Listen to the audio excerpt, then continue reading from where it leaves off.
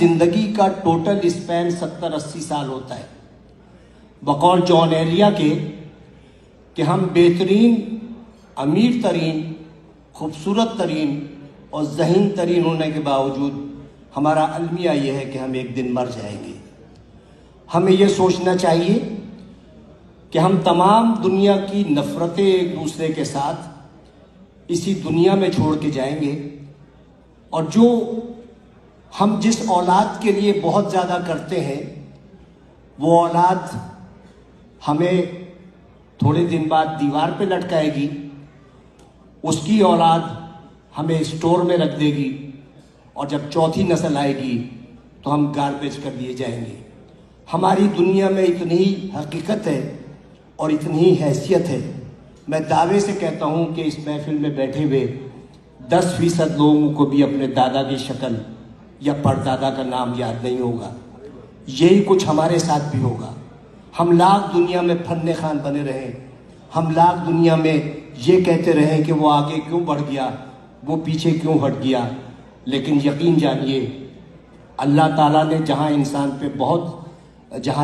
پہ اتنے احسانات کیے ہیں، وہاں ایک بہت بڑا اس کا احسان یہ ہے کہ اس نے 3 چیزیں اپنے پاس رکھی ہیں۔ وہ چیزیں یہ ہیں کہ میں جسے چاہے عزت دوں، جسے چاہے ذلت دوں، میں جسے چاہے زندگی دوں، جسے چاہے موت دوں، اور میں جسے چاہے رزق دوں اور جسے چاہے مفلسی دوں۔ اب آپ سوچیں کہ اگر عزت دینا میرے جیسے کسی چھچورے آدمی کے ہاتھ میں ہوتا تو عزت دار صرف میں ہوتا اور آپ سب کی بے عزتی ہوتی۔ اگر رزق دینا میرے جیسے کسی آدمی کے ہاتھ میں ہوتا تو میرے گودام بھرے ہوتے اور آپ سب بھوک سے مر رہے ہوتے۔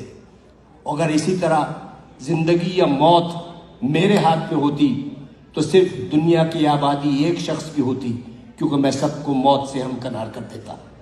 اس راز کو سمجھنے کے لیے ضروری ہے کہ محبت اور نفرت کے بنیادی فرق کو سمجھیے۔ بہت بال برابر فرق ہے۔ محبت کے لیے کہتے ہیں کہ محبت اندھی ہوتی ہے، محبت اندھی ہوتی ہے اور نفرت اندھا کر دیتی ہے۔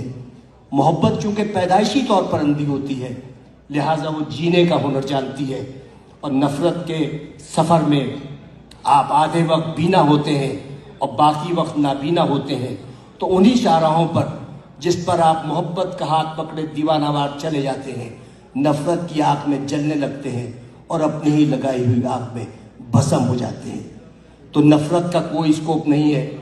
آئندہ آنے والے وقتوں میں آپ کی نسلیں یہ یاد نہیں رکھیں گی کہ آپ نے کتنے لوگوں سے نفرت کی، لوگ یہ یاد رکھیں گے کہ آپ نے کتنے لوگوں سے محبت کی۔ لوگ یہ نہیں یاد رکھیں گے کہ آپ نے کتنے لوگوں کا راستہ روکا، لوگ یہ یاد رکھیں گے کہ آپ نے کتنے لوگوں کا راستہ بنایا۔ لوگ یہ نہیں یاد رکھیں گے کہ آپ کتنا پڑھ گئے، لیکن لوگ یہ یاد رکھیں گے کہ آپ نے کتنے لوگوں کو پڑھوا دیا۔